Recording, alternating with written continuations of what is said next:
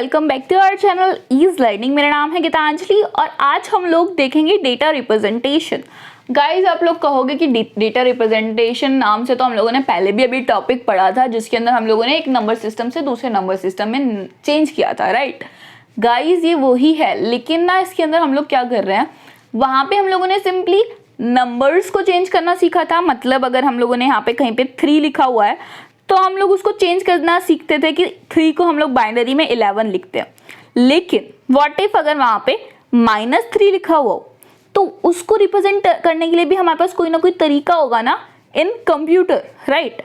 वैसे ही एक फैक्टोरियल या फिर पॉइंट नंबर, फैक्टोरियल मतलब जो भी अपॉन में होते हैं ना 1/3 ऐसे कोई नंबर्स होते हैं, या फिर कुछ इस तरह के नंबर्स होते हैं 1.3, ठीक है।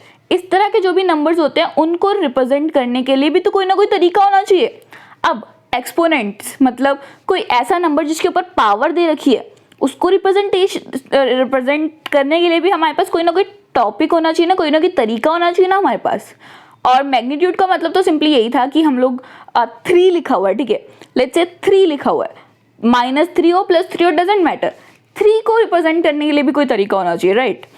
तो उसके लिए हमारे पास कुछ तरीके हैं विच इज़ ये 4 तरीके हैं, सिंपल से हैं, कोई ज़्यादा मुश्किल नहीं है। अगर आपको ये एक समझ में आ गया तो ये वाला समझ में आ जाएगा, ये वाला भी समझ में आ जाएगा, ठीक है, ऐसा है। और इसको ना एक तरह से एक मान के चलो और इसको दूसरा मान के चलो, तो 2 तरीके हैं आपके पास सिंपली इन, अगर सिंपल लैंग्वेज में बोलूँ तो, ठीक है। तो ये वाला क्या करता है, ये वाला सिंपली हमारा, जैसे कि हम लोग नाम से ही समझ पा रहे होंगे कि साइन एंड मैग्नीट्यूड, साइन और मैग्नीट्यूड बताता है सिंपली, ठीक है।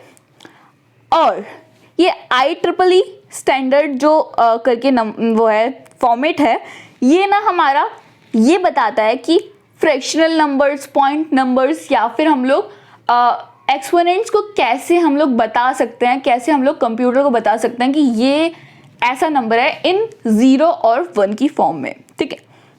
होप आप लोगों को ये चीज़ समझ में आई हो। नाउ हम लोग साइन मैग्नीट्यूड रिप्रेजेंटेशन कैसे करते हैं, ठीक है।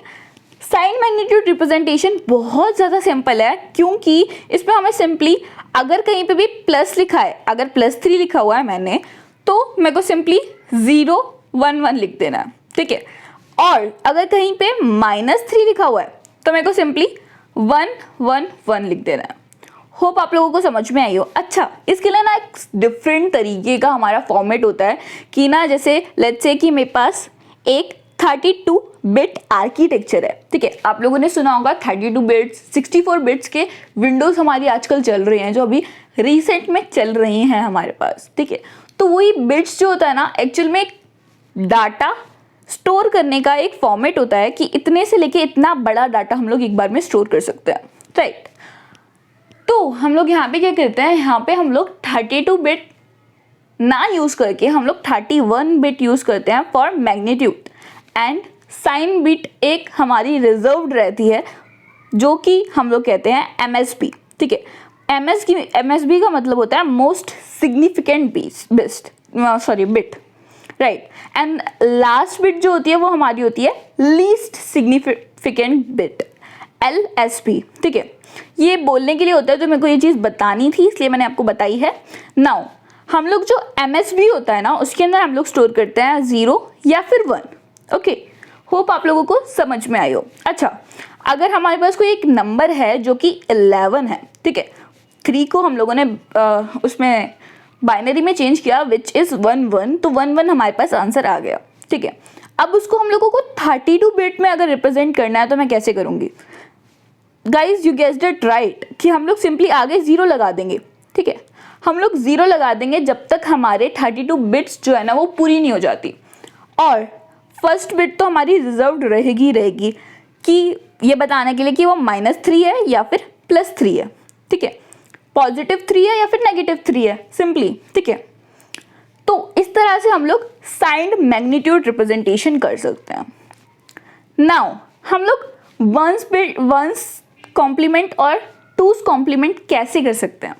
गाइज वंस कॉम्प्लीमेंट और टूस कॉम्प्लीमेंट किस लिए होता है, हम लोग जो भी हमारे नेगेटिव नंबर्स होते हैं ना उसको बताने के लिए हम लोग 2 तरीके और यूज़ करते हैं। अच्छा, अगर आप लोगों को कोई पूछे कि +3 का या फिर सिंपली 3 लिखा हुआ हो जहाँ पे माइनस आपको नहीं मिले, मतलब नेगेटिव वो नहीं है नंबर, ठीक है, तो हम लोग उसका वंस और टूस कॉम्प्लीमेंट कैसे निकालेंगे? हम लोग ना वहाँ पे सिंपली लिख देंगे हमारा साइंड मैग्नीट्यूड रिप्रेजेंटेशन एंड उसके आगे कुछ नहीं करेंगे। क्यों? क्योंकि हम लोग नेगेटिव नंबर का ही कॉम्प्लीमेंट्स निकालते हैं, पॉजिटिव नंबर का नहीं निकालते, ठीक है। होप आप लोगों को ये चीज़ समझ में आई हो। नाउ हम लोगों को अगर 33 एक नंबर है, उसका साइंड वंस कॉम्प्लीमेंट निकालना हो तो वो कैसे निकालूंगी मैं सिंपली उसको एक जो हमारा बाइनरी फॉर्मेट होता है उसके अंदर हम लोग निकाल लेंगे। अगर गाइस आप लोगों को बाइनरी में निकालना नहीं आता तो आप आई बटन पे क्लिक करके देख सकते हो, आपको वो वाली वीडियो आ जाएगी, नहीं तो मेरी प्लेलिस्ट एक्सेस करो, वहाँ से आपको एक टॉपिक आपको चलता हुआ दिखाई देगा, ठीक है। तो यहाँ पे हम लोगों ने क्या किया है कि 33 को मैंने सिंपली बाइनरी में चेंज कर दिया, ठीक है, और उसको माइनस कर दिया है 111 से, मतलब हर एक डिजिट के आगे हम लोग 111 लगा देंगे और उसको माइनस कर देंगे सिंपली, ठीक है। हम लोग माइनस करेंगे तो हमारे पास कुछ आंसर आएगा, जो आंसर आएगा ना वो हमारा होगा वंस कॉम्प्लीमेंट। हम क्या करेंगे, हर एक डिजिट को माइनस कर देंगे 1 से। अच्छा 1 से क्यों करेंगे? 1 से इसलिए करेंगे क्योंकि हमारा जो बाइनरी होता है ना उसकी सबसे बड़ी डिजिट जो होती है वो हमारी 1 होती है। ऐसे ही हम लोग अगर डेसिमल का कॉम्प्लीमेंट्स निकालना चाहें तो हम लोग वो निकालते हैं 9 और 10th कॉम्प्लीमेंट। 9 और 10th कॉम्प्लीमेंट क्यों निकालते हैं? यहाँ पे हम लोग लिख देते हैं सिंपली 9 1 की जगह, ठीक है।